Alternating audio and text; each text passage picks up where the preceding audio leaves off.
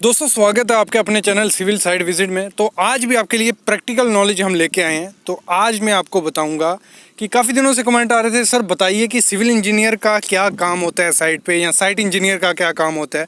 तो आज उसी की बात इस वीडियो में मैं करने वाला हूँ। आपने कान खुले रखना, क्योंकि जो चीज़ें मैं बताऊँगा आपको वो आपको साइट पर करनी पड़ेंगी जाके। और एज ए फ्रेशर या परसुइंग स्टूडेंट हो या अभी ग्रेजुएट हुए हो हाल ही, तो आपको ये चीज़ें पता होनी चाहिए। अगर नहीं पता है तो आप अपने स्किल तैयार रखो, क्योंकि इंटरव्यू में भी यही चीज़ें पूछी जाएंगी और जब साइट पे आप जाओगे तो यही चीज़ें आएंगी। और बेइज्जती करवानी नहीं है आपने, तो अभी से तैयार करके रखो वो चीज़ें। तो स्टार्ट करते हैं।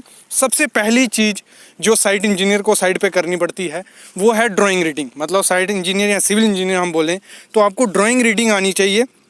उसकी सेक्शन कैसे देखते हैं, उसकी हम एलिवेशन कैसे देखते हैं, उसको देखना कैसे है, पूरा मतलब हमें प्रोसीजर आना चाहिए। क्योंकि जो भी काम होगा साइट पे, टोटल काम हमारा किस पे डिपेंड है, ड्राइंग पे। सिविल इंजीनियर का वर्क ही किया होता है, एग्जीक्यूट करवाना होता है, मतलब ड्राइंग के देख को काम करवाना होता है। और कईयों के दिमाग में ये रहता होगा कि सर ड्राइंग हमें बनानी पड़ती है। ऐसा कुछ नहीं है, आर्किटेक्ट ड्राइंग बनाता है, हमें बस एग्जीक्यूट करवाना है उसको देख के, और उसमें जो थोड़ी बहुत करेक्शन होगी वो हमें करके देनी होती है। ठीक है। नेक्स्ट चीज़ जो सिविल इंजीनियर को साइट पे करनी पड़ती है, साइट इंजीनियर को वो आनी चाहिए, वो है हमारा लेआउट। लेआउट उसको आना ही आना चाहिए। जो भी कंस्ट्रक्शन स्टार्ट होगी, सबसे पहले जैसे हमने ड्राइंग रीडिंग की, उसके बाद काम ही किसका आ जाएगा, लेआउट का। तो आप लोग लेआउट भी तभी कर सकते हो अगर आपको ड्राइंग आती होगी कि कैसे हम सेंटर लाइन मेथड करते हैं, कैसे हम कॉलम टू कॉलम लेंगे, तो वो सब चीज़ें आपको आनी चाहिए। फिर हम बात करते हैं नेक्स्ट मोस्ट इंपॉर्टेंट चीज़। हर इंटरव्यू में भी ये पूछा जाता है कि आपको बार वेंडिंग शेड्यूल आता है कि नहीं आता है, जिसे हम बीबीएस बोलते हैं। तो किसी की भी बीबीएस होगी, अगर हम बात करें कॉलम की, बीम की, स्लैब की, स्टेयरकेस की, तो आपको बार वेंडिंग शेड्यूल या बीबीएस मस्ट आनी चाहिए। ये आपको काम करवाना पड़ेगा साइट पे जाके, क्योंकि एज ए सब स्टार्टिंग जब भी आप जाओगे, अगर ऐसे प्रॉपर कोई आपने ट्रेनिंग लिया है या प्रॉपर किया है तो आप प्लानिंग इंजीनियर, बिल्डिंग इंजीनियर हो जाओगे, तो आपको वही काम रहेगा। लेकिन ऐसे डायरेक्ट जाओगे तो आपको सबसे पहले एग्जीक्यूशन में ही डाला जाएगा। तो एग्जीक्यूशन में आपको क्या रहेगा, बार वेंडिंग शेड्यूल आना चाहिए। बार वेंडिंग शेड्यूल जिनको नहीं पता है, तो होता क्या है कि उसमें जो हमें ड्राइंग आती है उसमें सिंपल हमें दिया होता है सरिया, स्टील डिटेल। तो स्टील डिटेल पढ़ के हमें उसे प्रॉपर शेप में देना पड़ता है, कितना बैंड होगा, कितनी कटिंग लेंथ होगी, उस हिसाब से हमें काम करवाना पड़ता है। और जो भी चीज़ें मैं यहाँ इस वीडियो में बोल रहा हूँ आपको कि आपको साइट पे क्या करना है जाके, वो सब वीडियो इस चैनल पे मैं डाल चुका हूँ। वो मैं डिस्क्रिप्शन में भी उनके लिंक डाल दूँगा, आपको जाके वो वीडियो ज़रूर देखनी है अगर आपको वो नॉलेज लेना है। और प्रॉपर प्रैक्टिकल तरीके से मैंने उसमें बताया हुआ है। ये 3 चीज़ें हो गई। अगली चीज़ जो as a civil engineer, site engineer आपको साइट पे करना है जाके, वो है allotting work to supervisor and labour.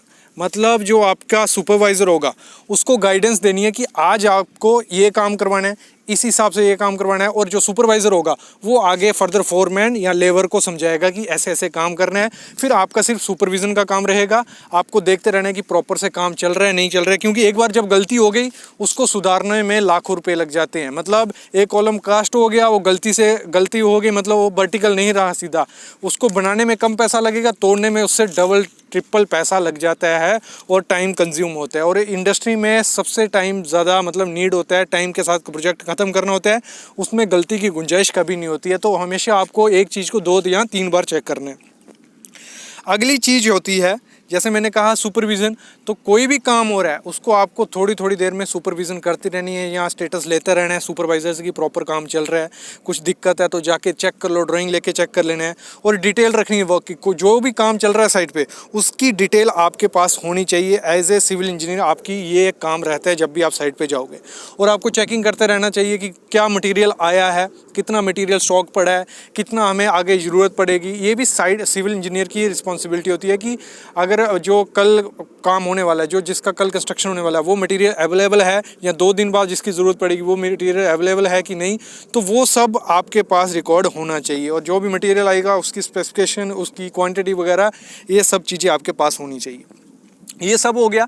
फिर उसको सर्वे की लाइन में भी मतलब नॉलेज होना चाहिए। ये नहीं कि सर्वेयर तो काम रहेगा, लेकिन एज ए अगर आप बिल्डर कॉन्ट्रैक्टर के पास जाते हो या प्राइवेट लिमिटेड कंपनी में जाते हो, तो छोटी मोटी कंपनी में आपको ही एज ए सर्वेयर भी वर्क करना पड़ सकता है। तो उसमें आपको auto level, total station, theodolite, ये 3 चीज़ें तो मस्ट आनी चाहिए, क्योंकि ऑटो लेवल तो बेसिक है, वो तो आपको एक्सकवेशन में चाहिए, कंक्रीटिंग में चाहिए, शटरिंग में चाहिए, स्टील में चाहिए, जो भी वर्क हो रहा है auto level is the basic need of construction. तो आपको ऑटो लेवल चाहिए ही चाहिए, तो वो आपको आना ही चाहिए। और उस पर 4-5 वीडियो मैं बना चुका हूँ, आप प्ले लिस्ट जाके देखो, मतलब 650 प्लस वीडियो हैं हमारे चैनल पे सिविल साइट विजिट पे। वो टोटल किस में है, प्रैक्टिकल नॉलेज पे। और किसको देख के बनाई गई है, वो फ्रेशर को लेके कि फ्रेशर को कुछ हेल्प मिले, फ्रेशर कुछ एग्जीक्यूट कर सके साइट में जाके। अगली चीज़ है, आपको चेकलिस्ट हर चीज़ की पता होनी चाहिए। आपके वहाँ ब्रिक वर्क चल रहा है, प्लास्टर चल रहा है, शटरिंग का वर्क चल रहा है, स्टील वर्क चल रहा है, फर्नीचर का वर्क चल रहा है, फॉल सीलिंग चल रही है, कोई भी वर्क आपकी साइट पे हो रहा है तो उसकी आपके पास चेकलिस्ट होनी चाहिए कि इसमें अगर ये काम चल रहा है, इसमें क्या क्या चेक हमें करना है और किस हिसाब से काम होगा, वो प्रोसीजर आपके पास होना चाहिए। प्रोसीजर भी हम डाल चुके हैं चैनल पे, वो भी आप देख सकते हो। फिर जब कंक्रीटिंग होती है, किसी भी चीज़ की कंक्रीटिंग हो रही है, तो उससे पहले आपको सुपरविजन करनी है, सुपरवाइजर को गाइडेंस देनी है, जो भी ज़रूरत की चीज़ है वो अवेलेबल है कि नहीं। अगर कंक्रीटिंग है तो वाइब्रेटर अवेलेबल है, जो तगारी वगैरह चाहिए वो सब चीज़ें वहाँ अवेलेबल हैं, पंप अवेलेबल है, टीएम अवेलेबल है, सब चीज़ों की आपको न्यू स्टेटस लेते रहना है जब भी कंक्रीटिंग करवानी हो। तो ये चीज़ें होती हैं जो एज ए सिविल इंजीनियर आपको आनी चाहिए। किसी भी साइट पे आप जाओगे तो ये चीज़ें आपको पता होनी चाहिए। अगली जो सिविल इंजीनियर की ड्यूटी होती है साइट पे, वो होती है डेली रिपोर्ट। मतलब कितनी लेबर काम कर रही है, क्या डेली आज काम हुआ, उस सब चीज़ का डाटा आपके पास होना चाहिए एज ए सिविल इंजीनियर। ये भी आपकी रिस्पॉन्सिबिलिटी रहती है साइट पे जाके। बाकी बेसिक नॉलेज अगर आपको किसका, मैथ का बेसिक नॉलेज होना चाहिए कि कैसे किसी कंक्रीट का हम वॉल्यूम निकालते हैं, कैसे एरिया निकालते हैं, फिर हम स्टील की क्वांटिटी वेट कैसे निकालते हैं, ये बेसिक चीज़ें आपको पता ही होनी चाहिए। बाकी प्लानिंग और बिलिंग की अगर मैं बात करूं, बिलिंग में थोड़ा बहुत आपको आना चाहिए एज ए सिविल इंजीनियर। आपको जाके वो भी काम करना पड़ सकता है।